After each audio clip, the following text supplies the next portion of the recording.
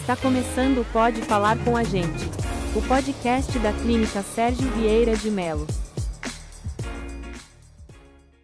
Fala, fala, tropinha, tudo bem? Eu sou a Ariane, agente de saúde da Clínica da Família Sérgio Vieira de Mello. Eu sou Beatriz, agente de saúde também. E hoje estamos aqui para dar início a mais um episódio do Pode Falar com a Gente. O tema de hoje é muito especial. A gente vai estar falando sobre superação e um tema também que toca muito na gente, que é sobre religião, fé e ciência. E para a conversa de hoje, temos o prazer de trazer essa convidada muito especial, é uma médica da nossa Clínica da Família. Fabielle, tudo bem? Muito obrigada por estar aqui com a gente hoje. Obrigada, agradeço o convite, meninas, agradeço o convite ao Leonardo, nosso gerente querido da unidade.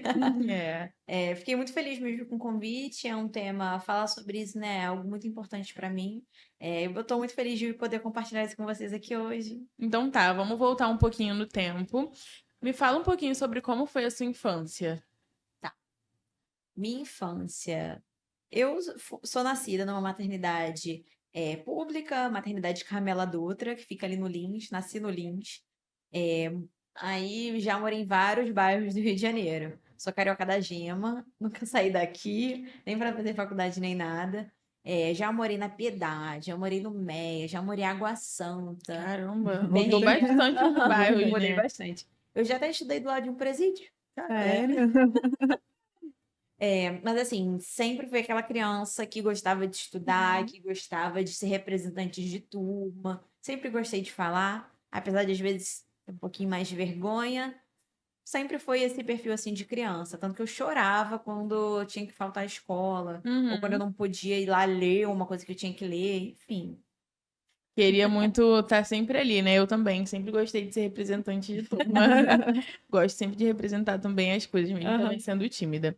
Mas assim, falando sobre, né, a sua infância, você sempre teve o desejo de ser médica? Como é que foi Não, essa Ari. vontade? Não, na verdade eu nunca tinha pensado em ser médica até, sei lá, meus 16 anos. Uhum. Eu, quando criança, ali no Meia, eu morava bem perto do segundo grupamento de bombeiros. Então, que é bem de esquina, assim. Então, por exemplo, se você vai pegar um ônibus para tal lugar, para a Zona Sul, se você ia pegar o trem, atravessar a linha do trem, você Uhum. sempre Passava. passa ali, né? Então, eu sempre olhava e pensava, nossa, eu quero ser bombeiro quando eu crescer. Nunca teve ninguém que fosse bombeiro da minha família, mas eu tinha essa vontade. Tanto que algumas vezes minha mãe já me levou, eu entrei no carro de bombeiro para conhecer e tudo. Na verdade, quando eu era criança, não queria ser médica, queria ser bombeiro. Uhum. Mas queria, de alguma forma, cuidar do outro, né? Salvar Verdade, vidas, né? Salvar vidas. verdade. Legal. Na sua infância, algum familiar seu te inspirou, né, a querer cuidar de alguém de alguma forma? Sim, sim. Assim, apesar de não ter ninguém da minha família que fosse da área da saúde, acho que como pessoa mesmo, sabe? A minha avó é uma pessoa que sempre cuidou muito dos outros, sabe? Então, com certeza é uma pessoa que eu me inspirava, sabe? É, Na postura dela, no cuidado, na preocupação, sabe? No zelo mesmo. Sim. Então, se eu pudesse definir uma pessoa, seria minha avó. E como era, assim, seu dia a dia com a sua família? Era um lar amoroso? Como é que era? Sim, sim. É, eu não, acho que eu acabei me esquecendo de falar, mas eu sou filha de uma mãe adolescente, né? Quando eu nasci, minha mãe tinha 16 anos. Então, enquanto eu era criança, bem pequena, minha mãe ainda estava terminando o ensino médio, estava terminando a escola. Minha avó que ficava comigo a maior parte do tempo. Uhum. Mas não cresci com minha mãe e com meu pai juntos, né? Mas assim, o meu ambiente familiar sempre foi meus tios presentes, né? Outros familiares ali. A gente, acho que depois de um tempo, entende que o núcleo familiar, às vezes, não é só aquele, né? A mãe, Mãe, pai e os pai. filhos, né? Às vezes é a avó, a mãe, a tia que tá junto Também, também. também é um lar, também é uma família, né? Exatamente. Na verdade, acho que é até mais comum, né? Hoje Mãe em dia solo, é. enfim. E então esse era meu ambiente familiar. Às vezes ficava uns dias com a minha mãe, uns dias com a minha avó, mas sim, um ambiente amoroso, sem dúvidas. do qual eu me orgulho muito de fazer parte. Uhum. Eu também fui mãe na adolescência, né? Não é fácil, então que bom que a sua mãe também se manteve ali presente, né? Também no Verdade. seu cuidado, porque é muito importante. Esse amor, esse carinho todo que você recebeu da sua família, hoje você acha que influencia de alguma forma como você é como médica? Sim, com certeza.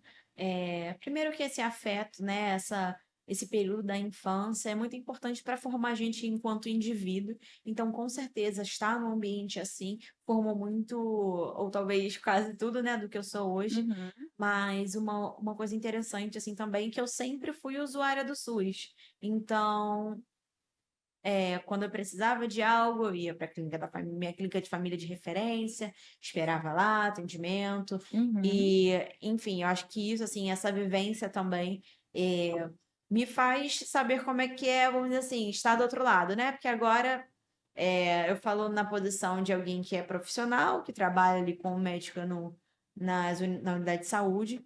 Só que eu já fui, e às vezes também sou usuária, né? Frequentadora, né? Exatamente, Uhum. frequentadora. Então, acho que essa visão também é uma coisa que eu acho que ajuda muito hoje em dia na compreensão e no cuidado. Assim, vamos falar um pouquinho agora sobre saúde mental, Uhum. fé e esperança. Eu sei que você é uma pessoa religiosa, né? Então, o que te mantém de pé, o que te dá forças nos seus momentos de insegurança, Fabielle? Ari, sem dúvida, assim, para mim a fé, a minha relação com Deus é uma das coisas mais importantes para mim, sabe? Um dos momentos mais difíceis, momentos que às vezes nada me traz segurança, nada me traz certeza. Eu sei que eu, assim, sabe, tenho em quem confiar, sabe? Uhum. Então, com certeza, a minha fé é uma coisa que me traz, que me fortalece muito. E, além disso, também não tem como falar das pessoas também que são enviadas, assim, para estar do nosso lado, e que é minha família, e os meus amigos. São pessoas que, às Dão vezes, eu sei força, que, né? são uma forma ali, às vezes, num dia que foi mais difícil, que eu tive que lidar com histórias difíceis, eu sei que eu Uhum. vou poder chegar, eu vou poder contar, sabe? Tenho Sim. amigos também que são médicos de família, então a gente compartilha, às vezes, o mesmo tipo de vivência, né? Uhum. Então, às vezes, é um chorando de um lado, o outro, do outro lado, o Sim. amigo chorando também, mas se entendendo, né, e se confortando. Você acha que a esperança e a fé do paciente, não só do paciente, né, Uhum. influencia no processo de cura? Nossa, com certeza. É uma coisa que eu já achava, né? Eu acho que a grande maioria das pessoas pensa que tem alguma relação, e é uma coisa que foi estudada, né?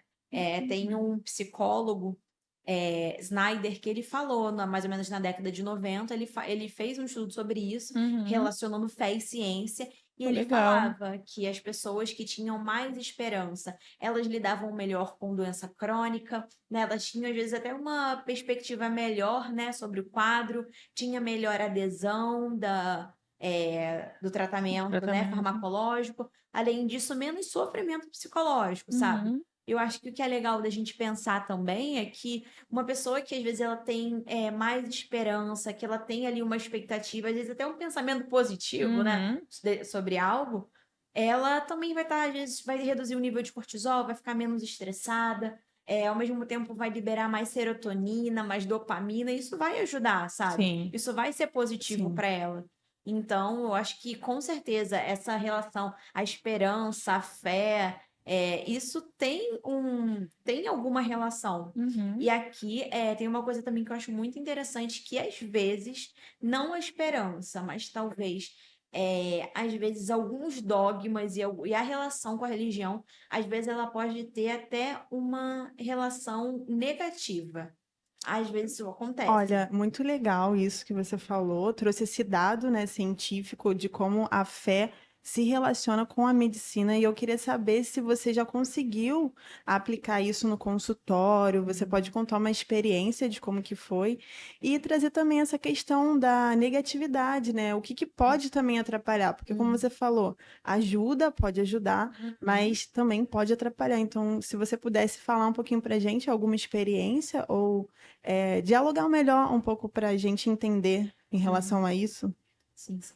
Bom, como eu falei, eu acho que fé e medicina têm uma relação, assim, muito, muito importante. Acho que não tem como a gente Não tem como eu estar diante de um paciente, eu fechar a porta para a fé ali dele Ignorar, no né? acompanhamento. Uhum. Porque se eu fecho a porta para a fé dele, na verdade, eu tô decidindo que eu vou tratar ele parcialmente. Porque se a fé faz parte de quem ele é, e eu escolho negar isso, né, no acompanhamento, isso é muito sério, assim, sabe? Às vezes até afasta, né, o paciente um Sim, pouco com de você. certeza, às vezes até afasta. Engel foi um médico psiquiatra e um dos modelos que ele estudou foi o modelo biopsicossocial, né?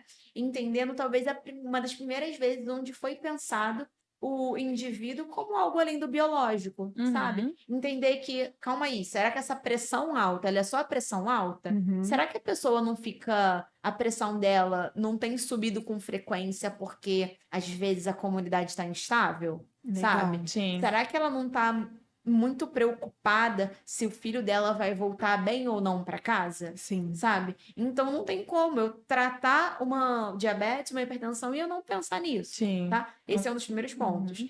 E só que aí, hoje em dia, né, voltando no tema da fé, uma das coisas que entrou nessa questão do biopsicossocial é a espiritualidade. Porque a espiritualidade também, ela tem uma relação muito, muito importante, né, no acompanhamento.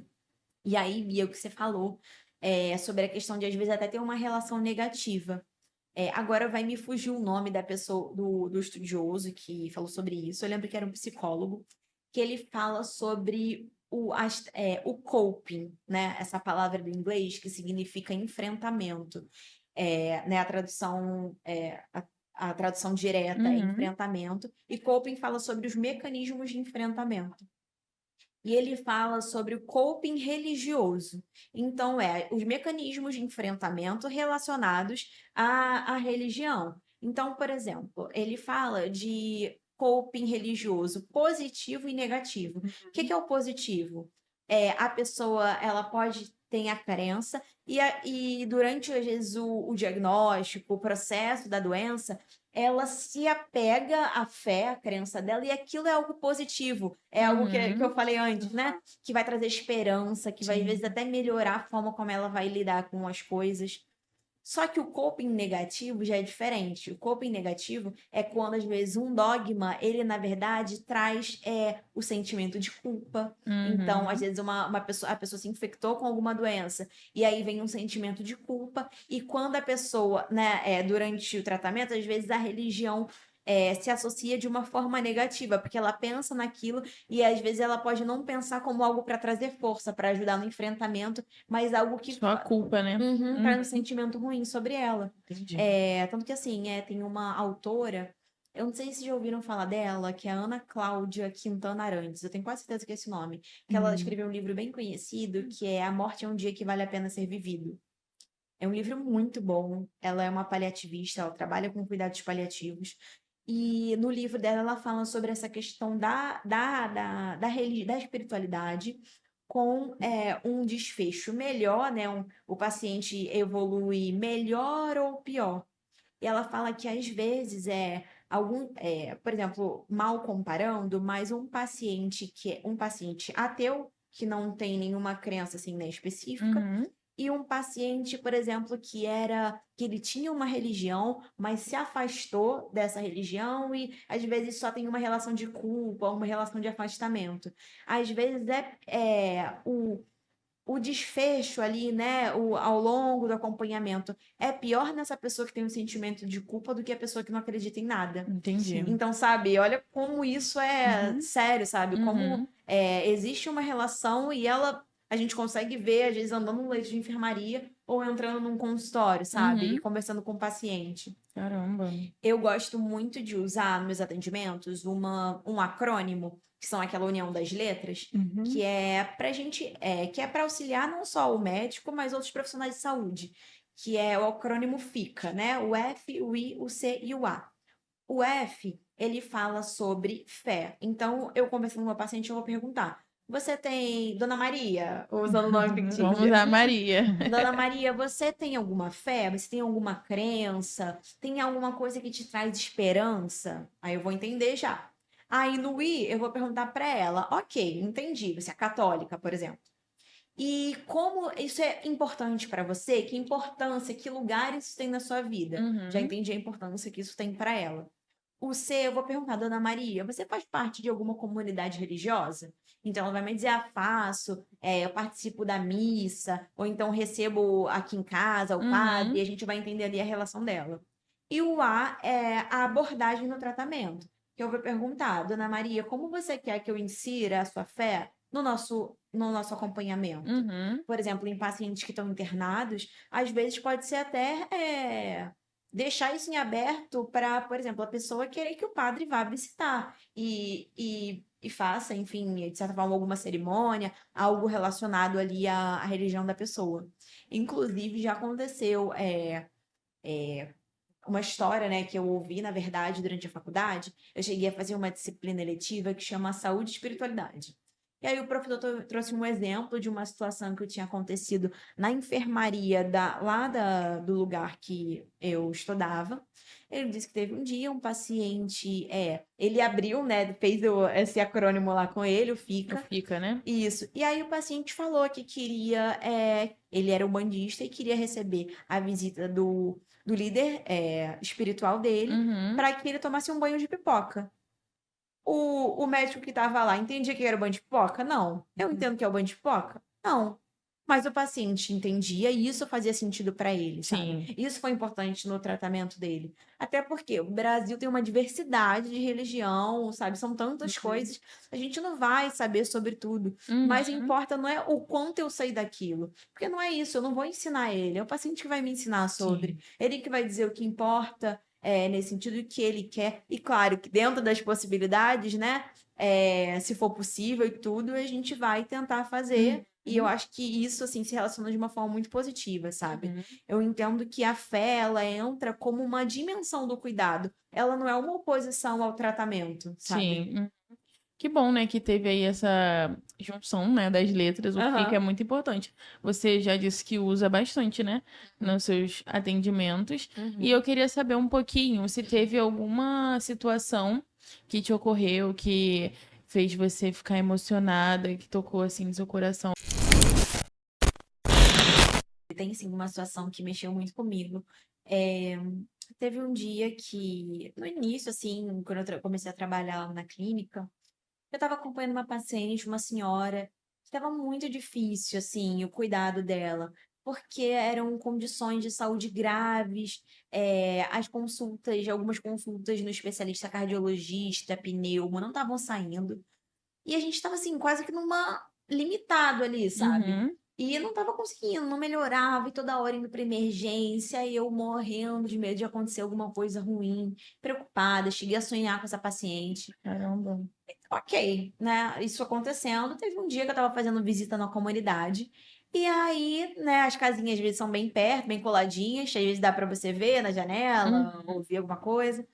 E aí, quando a gente passou, eu e minha gente, a gente viu essa paciente, que eu tava muito preocupada, na casa dela, tocando um louvor, e ela tava fazendo uma oração, assim, então eu vi ela chorando, orando na casa dela. Isso mexeu tanto comigo, porque eu tava assim, tão preocupada com talvez o biológico Sim, dela, sabe? E sim. ok, tudo bem, eu tava preocupada com isso, faz sentido. Só que eu não parei pra pensar que olha quantos recursos ela tem, sabe? Uhum. Olha o quanto isso é Pra importante. ela. E ver que assim, ela estava tendo as estratégias dela de enfrentamento. O coping religioso ali, para ela estava sendo uma coisa muito positiva. Positivo. Tanto que há pouco tempo eu a vi de novo, ela tá bem melhor, sabe? Legal. E claro, assim, é uma junção de coisas, mas essa situação mexeu muito comigo, assim. Legal, legal. Mas e como enfrentar esse lado religioso, né? Sem enfrentar, não, eu digo, falar sobre isso com o paciente, sem também deixar de lado a orientação médica. Assim, eu acho que, como eu falei, né, uma coisa não exclui a outra. Então, se eu tenho a minha orientação, aí talvez eu acabo focando lá no A, na abordagem do Uhum. FICA. Como ele quer, eu não venho aqui já determinando que vai entrar ou não.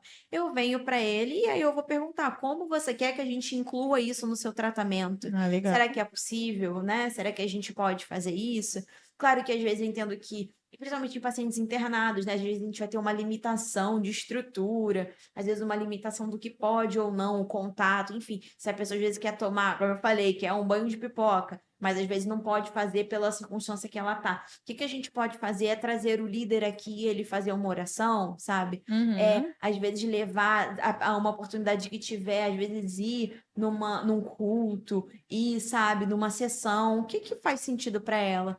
Então, eu acho que uma coisa não exclui a outra. Na Uhum. verdade, eu acho que a gente erra muito se a gente, enquanto profissional, tenta agir dessa forma. Entendi. Porque a gente praticamente fecha uma porta que poderia, na verdade, nos ajudar muito, sabe? Sim. Então, eu acho que pode se relacionar de uma forma positiva. E eu acho que abrir essa porta não só dá oportunidade para que a gente ofereça um tratamento melhor, mas é também estreitar, né, a nossa proximidade com o paciente, Uhum. né? O vínculo, né? Exatamente, é criar vínculo, mostrar que você se importa, não só se ele está tomando o remédio no horário X, Y e Z, mas saber se ele está satisfeito, se ele está conseguindo ir no culto, se ele está conseguindo ir na missa, sabe? Legal. Então, eu acho que essas coisas se relacionam, não tem como excluir. E assim, pelo menos nos acompanhamentos que eu tenho, é uma coisa que eu sempre tento trazer, sabe? Legal. E você acha que a medicina de família, né, esse modelo de acompanhamento contínuo, então você vai ver o paciente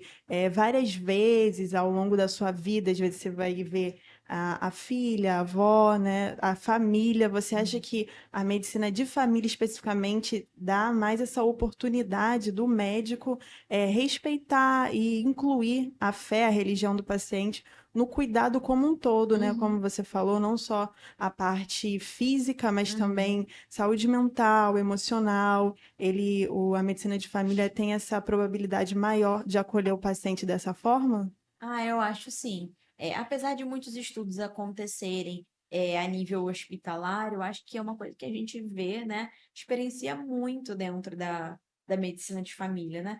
Porque é isso, a gente, uma das características, né, nossa é a longitudinalidade. Sim. Então, a gente vai encontrar o Uhum. paciente em diversos momentos. Então, a gente vai poder desenvolver essa questão. Talvez ele vai vir, eu vou perguntar, como você quer que eu aborde a sua espiritualidade? Ele vai falar, eu não sei. Eu vou falar, tudo bem. Daqui a 2 semanas você vai voltar e você pensa, como é que Uhum, você quer que a gente faça Uhum. isso? uhum. Então, eu acho que realmente ajuda muito, dá muita oportunidade da gente abordar isso, abrir esse leque, não só olhar para um lado, mas ver como um todo, ver a espiritualidade, ver a questão social que está envolvida ali, ver as questões psicológicas, enfim, todos esses fatores. Legal.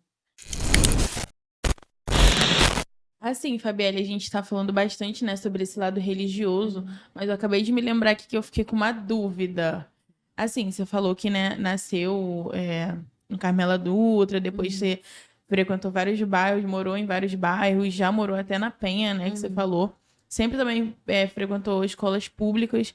Como foi pra você chegar onde você tá hoje? Olha, foi difícil. Foi difícil. Como eu falei, né? Eu estudei grande parte da minha vida em colégio público. Vamos dizer assim, que uns 3 anos eu estudei em colégio particular, só que sempre com bolsa. Uhum. E assim, pelo perfil da minha família mesmo, sempre tentando, vamos estudar para ver se passa para alguma prova. Então, assim, desde o quinto ano, né? Que vai do quinto para o sexto. Eu já comecei a estudar, então cheguei a prestar prova para CapUERJ, CapFRJ, Pedro II. Aí tentei essa primeira leva ali para o sexto ano, não consegui. Aí fiquei estudando e tudo. Quando foi no nono ano, eu estudava, nessa época eu estava morando na Penha já, eu estudava um colégio lá em Cordovil, chama Escola Municipal Ari Barroso. Uhum. Nessa escola, uma escola que eu tenho um apego enorme, tenho muita admiração pelos professores de lá. É uma escola onde meu irmão atualmente estuda, Seu inclusive. irmão? Aham. Legal. Nessa escola eu conheci um projeto social que chama Projeto do Bruninho.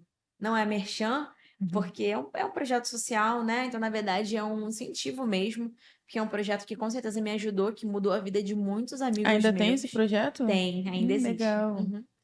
E aí, lá no projeto do Bruninho, né?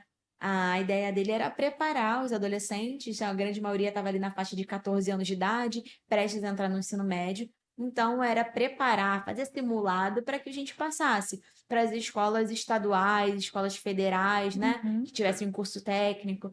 Então, muitos que estudaram comigo passaram para a Cefet, FATEC, Pedro II, para o NAVE. Inclusive, na época, quando eu estudei, eu cheguei a prestar todas essas provas e passei em duas, que foi o Pedro II e o NAVE. Eu não sei se já ouviram falar do NAVE.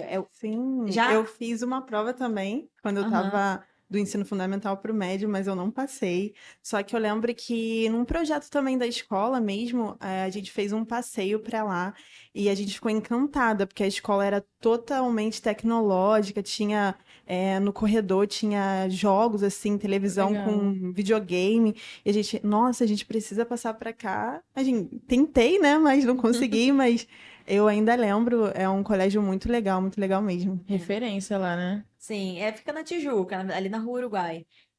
O NAVE, na verdade, talvez me falhe aqui, lembra-se, mas acho que é Núcleo Avançado em Educação. Enfim, o NAVE nada mais é que uma parceria público-privada. O Uhum. nome do colégio em si, ele sempre chamava a nossa atenção para isso, que não é NAVE, é Colégio Estadual José Leite Lopes. E Uhum. tem uma parceria com a Oi. Na época era, né, não sei se mudou alguma coisa.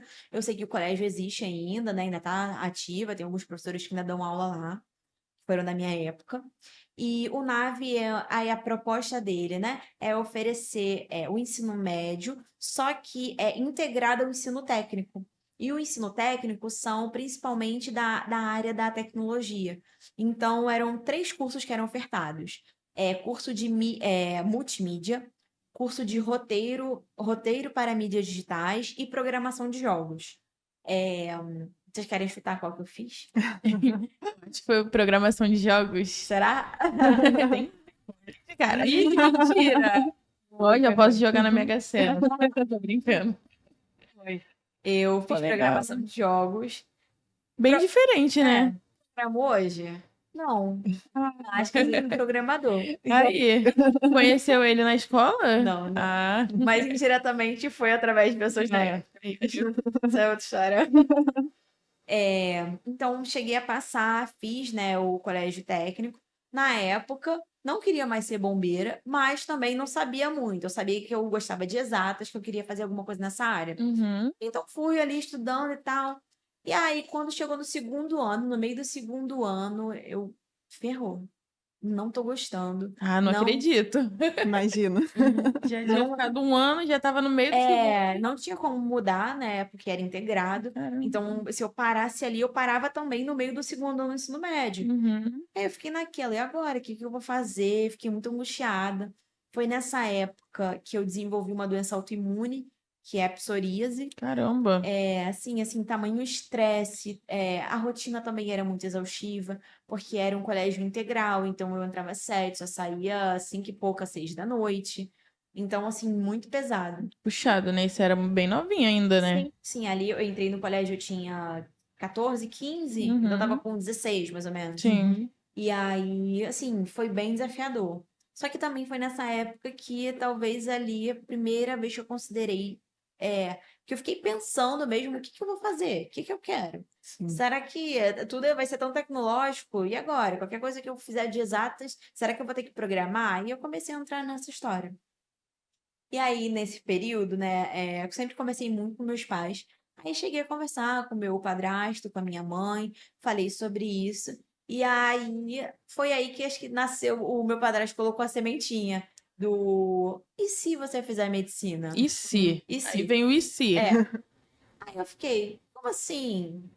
Por quê? Você gosta de estudar, sempre foi seu perfil, você gosta de cuidar das pessoas. Uhum.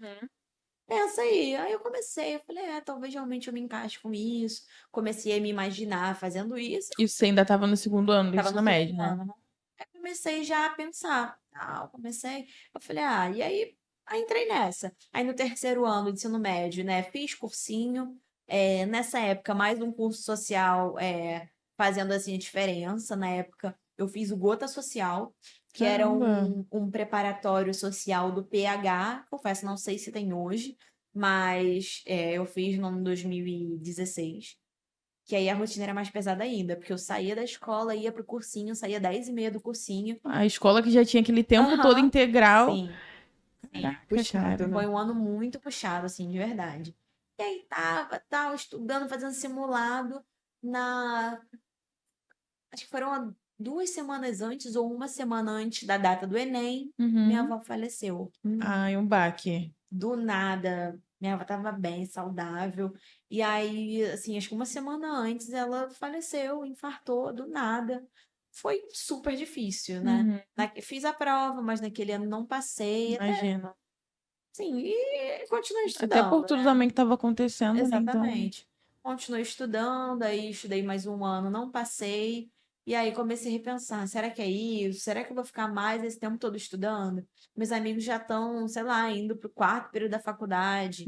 Alguns uhum. amigos, sabe, e eu tô aqui, estagnada. Sim. E aí bati assim a chateação, mas meus pais ficaram do meu lado. Não, assim, independente, mesmo que esteja com dificuldade, tudo sei, se você quer, vamos lá, sabe? A E importância, né, do aí apoio familiar com também. certeza, com certeza.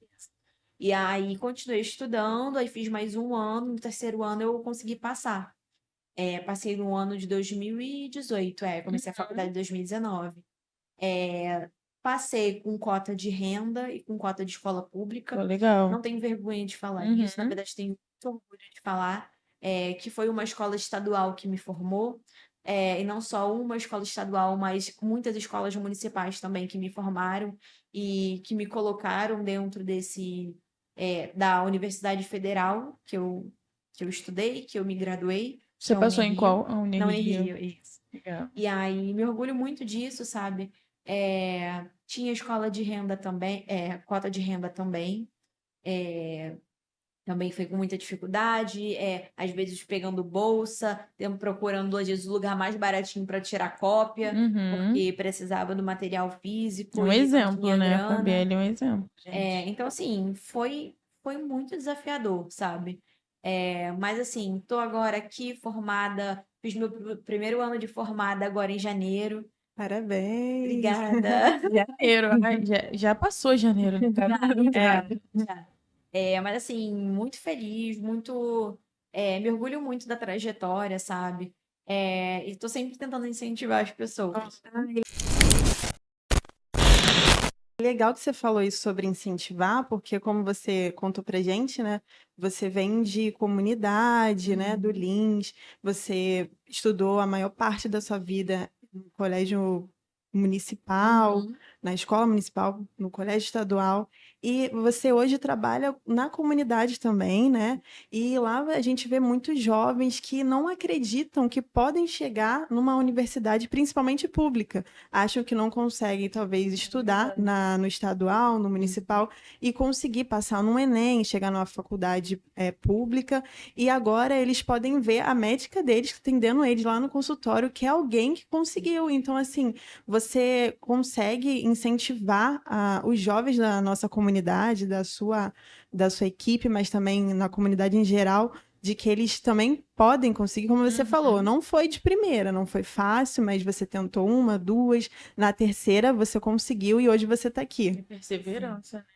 Sim, assim, tem uma coisa que eu falo sempre para os meus pacientes, tem inclusive alguns pacientes meus que a gente tem passado por momentos difíceis, tive que dar diagnósticos difíceis, só que uma coisa que eu sempre falo para eles, que assim, independente da tua condição social, da doença que você tem ou deixa de ter, isso não é assim algo fechado, um decreto para sua vida, para o resto da sua vida, sabe? Você é capaz de alcançar o lugar que você quiser chegar. Você quer ter X profissão? Você é capaz, sabe? Nada pode ser um decreto impeditivo para isso. A verdade às vezes vai ser mais difícil mesmo.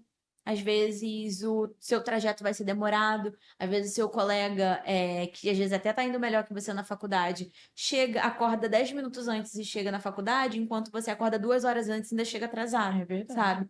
Às vezes você vai ter que ir ali preparar a tua marmita, porque você não vai ter dinheiro para comprar, levar o lanche. E às vezes a sensação é de que é muito injusto. Não vou negar, às vezes dá esse sentimento, sabe? De caramba, por que que eu tenho que dormir menos horas, sabe? Por que que Uhum. pra mim é tão difícil? mas tem algumas coisas que a gente não vai ter resposta, sabe? E eu acho que a gente tentar se agarrar a isso de por quê? Sim, acho que isso não é o que vai levar a gente pra frente, Pra sabe? algum lugar. Acho que o que leva a gente pra frente é onde eu quero chegar, o que eu quero fazer. Eu quero mudar minha realidade, quero mudar a realidade da minha família. Enfim, poder, às vezes, mudar não só a minha, mas mudar a realidade de outras pessoas.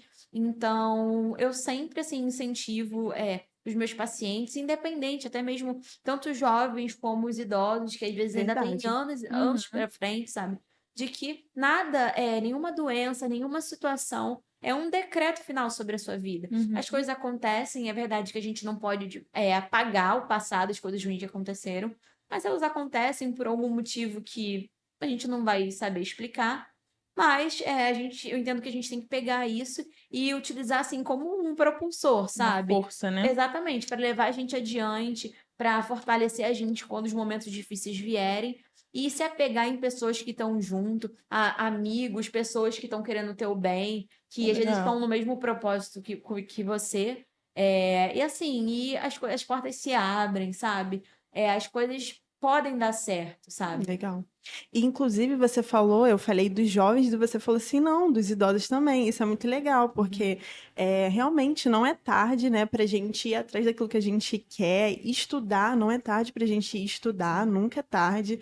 A gente tem exemplos aí na mídia e até pessoas que a gente conhece que Uhum. começaram a estudar mesmo, assim, do comecinho, já bem mais avançado. Eu conheci, né, a gente de saúde, a gente tem essa Lida oportunidade também bastante com essas de pessoas, lidar né? com vocês, os médicos, e contar um pouco da sua experiência. Eu tive um médico na minha equipe que ele já tinha uma formação como professor e com 40 anos ele começou a medicina, se formou e assim, porque às vezes a pessoa vai achar, não, tá tarde, eu já tenho mais de 30 anos, Uhum. 40, é impossível a medicina para mim, ou a engenharia, ou o jornalismo, mas não, né? Se a gente buscar, se a gente acreditar, a gente consegue e se esforçar também, como você falou. Então, Sim. assim, muito legal que as pessoas estão tendo essa oportunidade de ver uma história dessa, né, de Uhum. superação, de uma pessoa que estudou, que batalhou e hoje está aqui formada, né?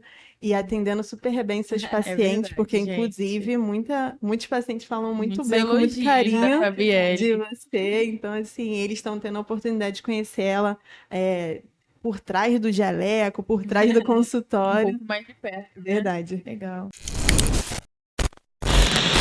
Muito obrigada, Fabielle, por ter dividido, né, a sua história com a gente, ter participado desse papo aqui é sempre bom. E ter contado, né, como a Bia falou, para os espectadores, né, quem está assistindo. Gente, continuem acompanhando o nosso Pode Falar com a gente. Os episódios são postados todos os sábados. A Bia aqui, né, que tá por trás também de toda a produção. Hoje ela Pois é. participou aqui com a Hoje eu gente. fui obrigada. Tô brincando, tô brincando. Legal, legal, gente. Muito obrigada por ter assistido até aqui. Esse foi mais um episódio do Pode Falar com a gente. Tchau!